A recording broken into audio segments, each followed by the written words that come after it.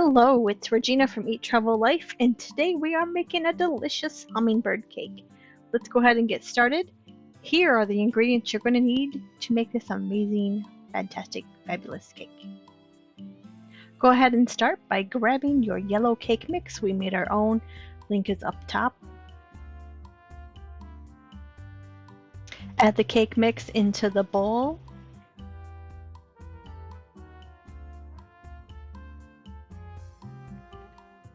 And then go ahead and pour in your milk.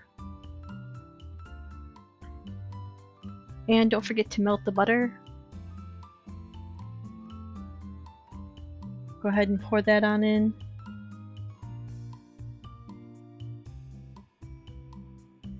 And let's go ahead and give this a little mix. We're going to be adding some more things, so we just don't want to make a sloppy mess, so let's just incorporate a little bit as we move forward. You'll want to grab your mixer too. We're going to use that, but for this I was just using the spatula first.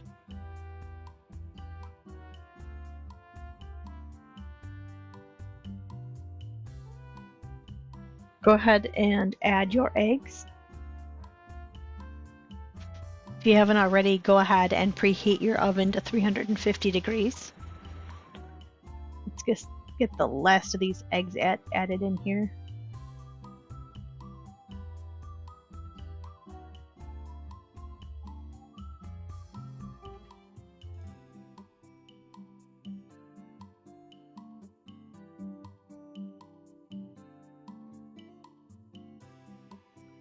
Go ahead and grab your mixer and let's go ahead and give this a mix. We want to mix a little bit as we go. You don't want to over mix it, but you want to mix at this point just to incorporate all the ingredients together.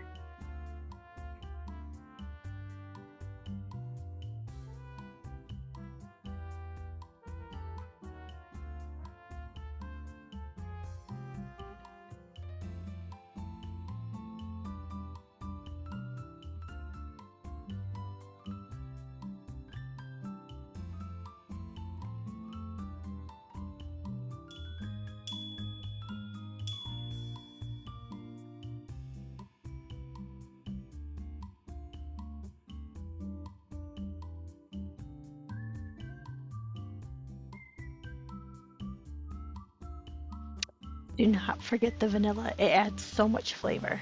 Don't be like me. Add the vanilla. Go ahead and give it a quick mix.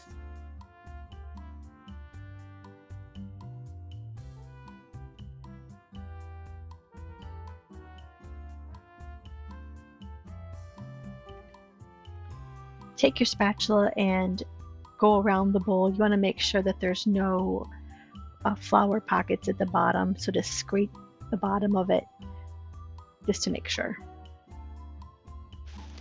Let's go ahead and grab a ripe banana, one that's kind of soft, like you'd eat in a banana split or use for banana bread, but not like too far gone for banana bread, and just mash it up a little bit.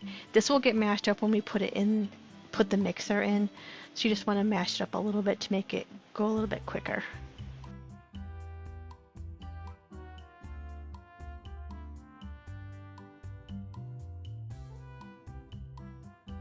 Go ahead and add your crushed pineapple, and you can give it a little mix.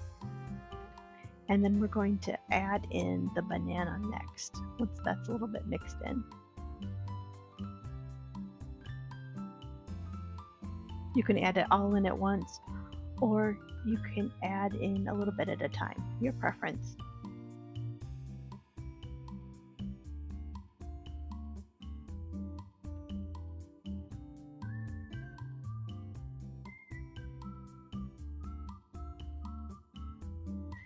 Give it a quick mix to ensure that everything's incorporated evenly throughout the batter, and then we can move on to our pans and getting the batter ready to put in there.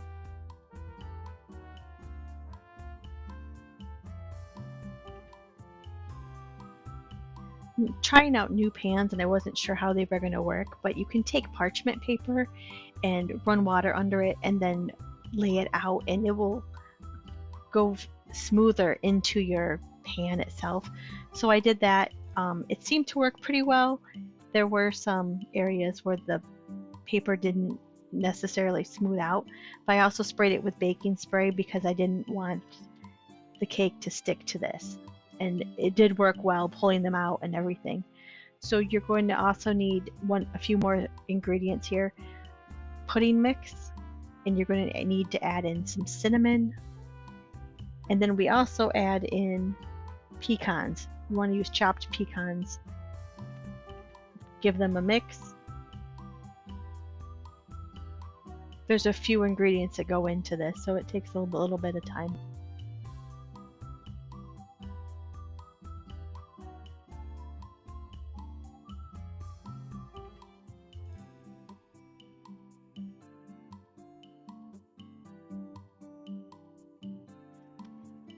Let's go ahead and take the batter, and you're going to want to divide this evenly between the two.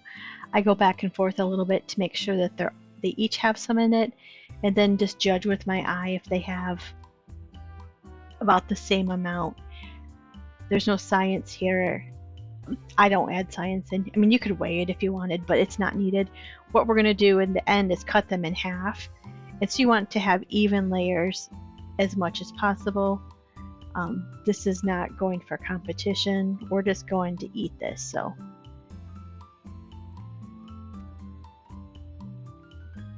I'm poking it down a little bit. If I were to do this again, I probably wouldn't use the parchment paper. It just made it look really ugly. I gave it a little shake so that any air bubbles would be gone. And then we're going to bake that in the oven at 350 for 25 to 30 minutes. And then I threw together a frosting, and that frosting was just some cream cheese and softened butter. You really want to use softened butter for this. If you think you could use cold butter, you'll be fighting with this and it'll be kind of clumpy. So definitely have this set out the butter set out the night before. The cream cheese should also be softened and at room temperature because they will mix a lot better together if you do that. We're also going to want to blend this together next and get them incorporated. And then we're going to throw in some vanilla. If you love vanilla like I do, 2 teaspoons, a tablespoon. Sometimes I cook with my eyes because we really like vanilla. So I wanted if I want a really big vanilla flavor, I will add more. Go ahead and give that bowl a scrape. You want to make sure that there's no cream cheese or butter left at the bottom so that it'll all incorporate and be smooth. Again, throw in your vanilla. And then we're going to add in some powdered sugar. And just keep adding, and you can taste your frosting to see if it's sweet enough for you. It's usually about 3 cups of powdered sugar, but if you want less and you want more of a cream cheese flavor and you don't need a lot of frosting, you can reduce that. You could even start out with just a half a brick of cream cheese and see if that works for you until you get what you need. Because if you're someone who doesn't want a lot of frosting, you're going to end up having a lot at the end.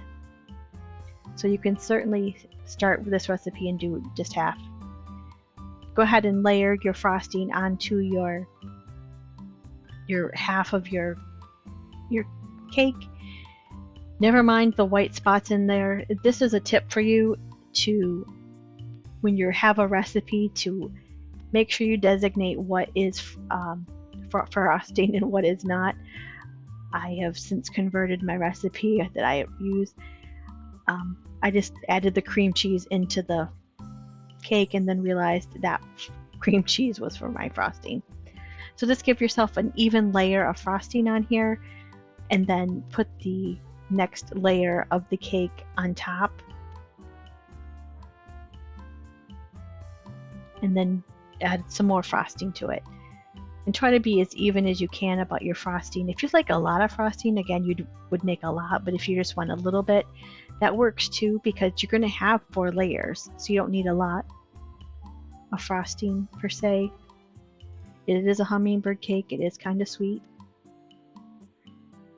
And you could put nuts in this layer if you wanted. This is what I use to cut the cake in half. You just push it in and then you can adjust the layers, and I cut through it. It did it rather easily. It was better than cutting it with a knife and being ununiform, because it has legs that'll sit on the table itself and you can just slowly guide it through. It just takes a little bit of time. And then I just twisted it, I think, and turned it, and I was able to get the rest of it cut. The nuts were in there too, and that's something to consider. It kept hitting a few of those.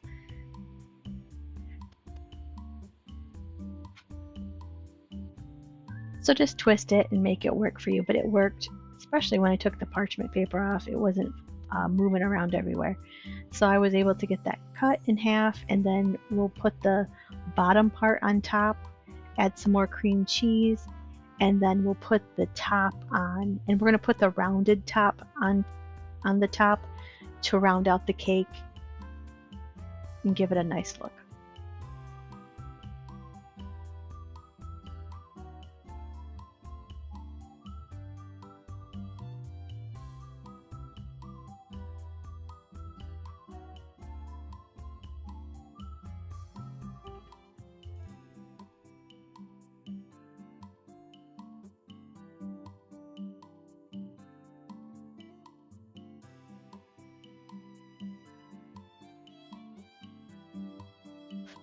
Once you've frosted the top, you can go ahead and use the remaining frosting to go ahead and do the sides. You can do a crumb, or you could just leave it open with no frosting, your choice on how you do this.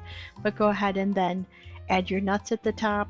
We used you can do halved ones, or if you don't have enough of those, you can just use crushed, and that works fine as well.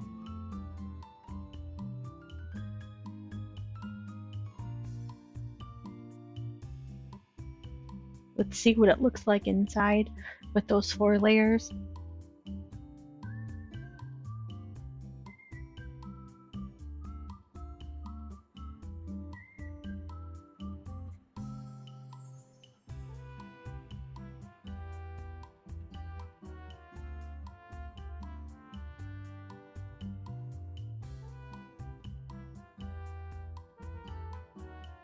Even layers, those look delicious. You could bake this as a round cake. You could do an 8x8 square. You could do a 9x13 pan as well. You don't necessarily have to do layers like I showed you. You could even turn this into cupcakes if you wanted. It's totally versatile to make it how you want. Thanks so much for watching. Make sure you like and subscribe, and let me know in the comments how your cake turned out. Happy baking!